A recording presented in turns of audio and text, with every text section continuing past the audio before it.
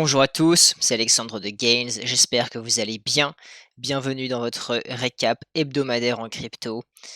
Pour ce qui est du marché, le Bitcoin et la majorité des altcoins principaux sont dans un range depuis un peu de temps et cette semaine, ça n'a pas dérogé à l'occasion.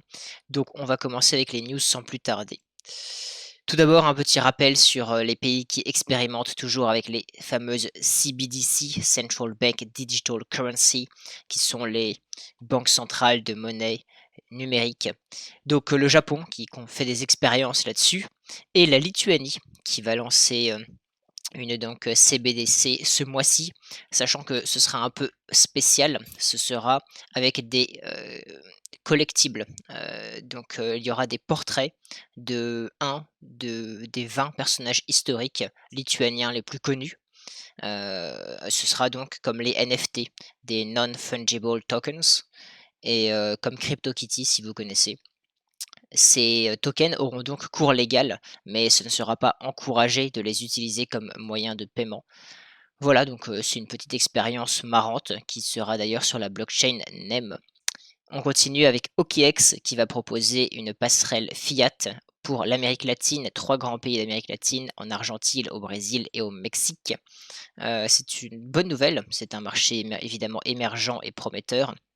À noter que Binance avait déjà effectué un partenariat similaire avec la même entreprise pour débloquer ce marché latino-américain. Toujours plus de nouveaux milestones dans la blockchain. Il y a eu un deal de 14 millions de dollars qui a été scellé sur la blockchain entre la plus grosse entreprise minière du monde et l'entreprise donc qui a acheté ensuite ces métaux.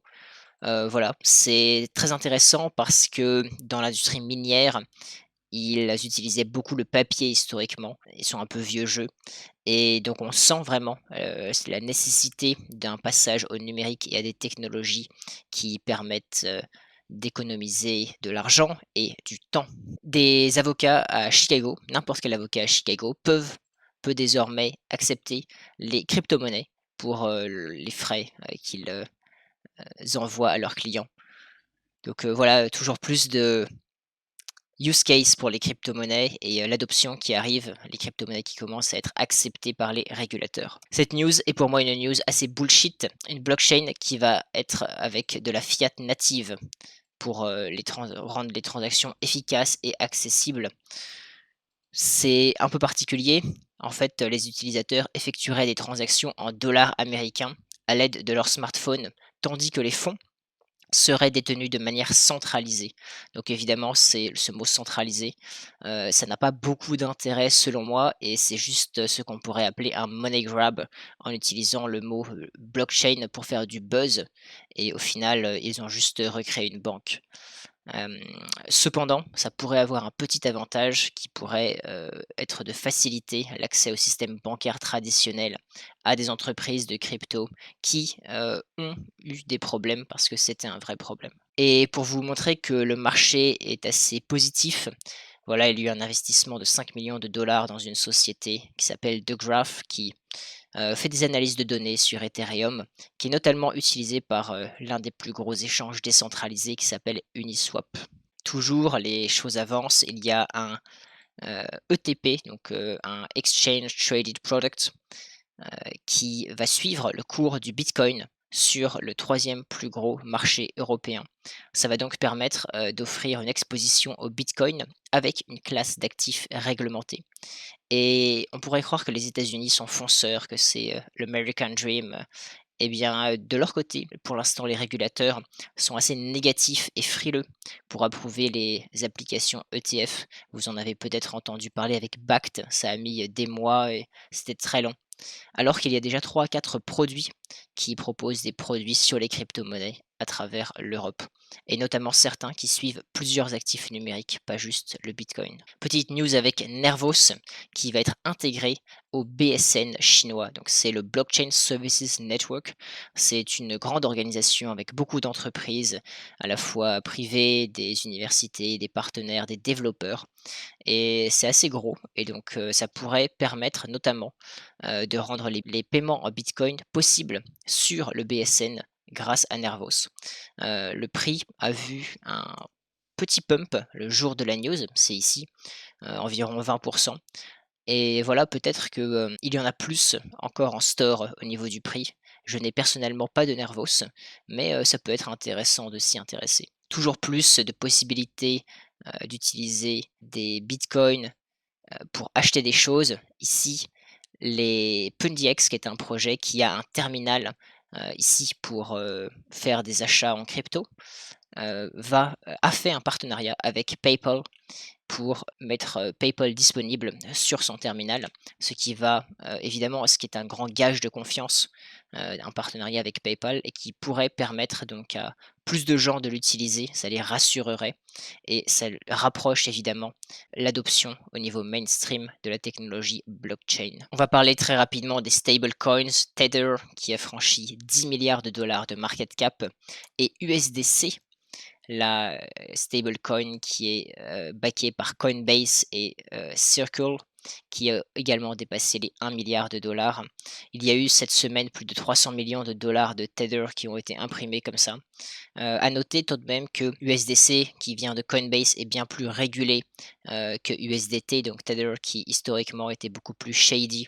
Il y avait beaucoup plus de doutes sur, la provenance des fonds et surtout sur l'existence ou non des fonds, des dollars qui backaient un à un les fameux USDT. Binance qui a un partenariat avec Swipe pour lancer une carte de débit. Ce sera avec un white label, ce qui signifie que Binance va utiliser la technologie de Swipe et que Swipe va leur faire un joli design juste pour eux, comme si c'était eux qui l'avaient fait.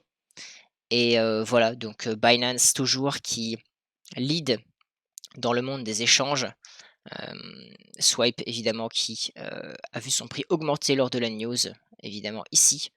Hem et ce que je voulais dire, c'est que c'est un peu triste. Voilà, ici on voit que KuCoin lance, une chaîne, KuChain, comme Binance avait lancé sa blockchain, avec, BNB. Comme on l'a vu dans la une news au début, OKX qui ouvre une fiat gateway en Amérique latine, mais Binance l'avait déjà fait fin 2019. KuCoin qui lance sa chaîne, beh, Binance l'avait déjà fait avant.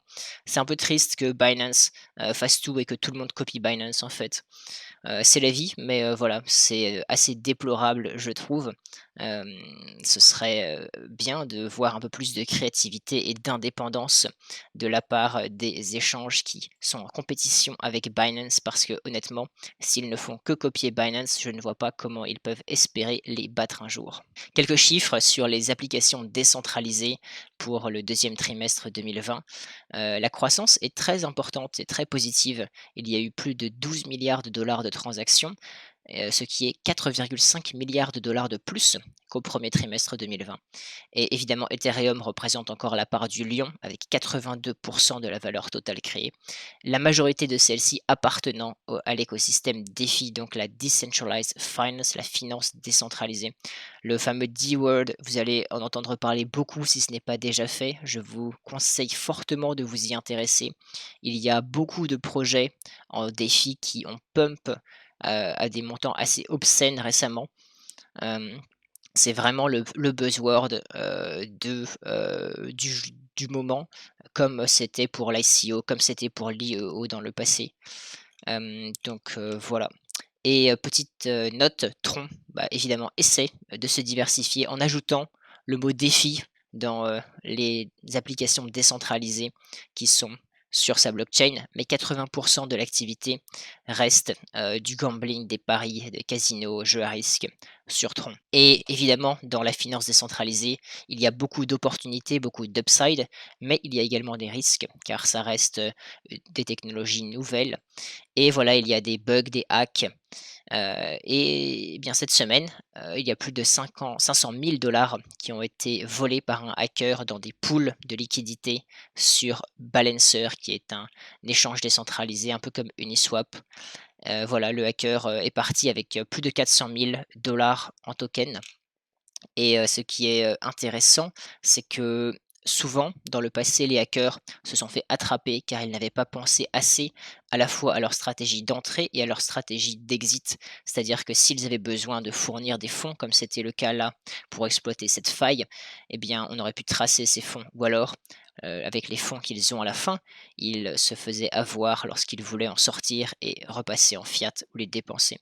Eh bien là, ce hacker qui était apparemment bien préparé, a utilisé un service pour, cacher sa source d'Ether pour les fonds initiaux et un hôpital a dû payer plus d'1 million de dollars en bitcoin après une attaque de ransomware et donc on peut aussi se demander si les hackers vont pouvoir être retrouvés ou non. C'est toujours un compromis entre la privacité auquel chaque individu devrait avoir, même s'il effectue des, actions positives ou même neutres pour lui-même, le besoin, de protéger les gens et de ne pas donner de la privacité à des gens qui ont de mauvaises intentions.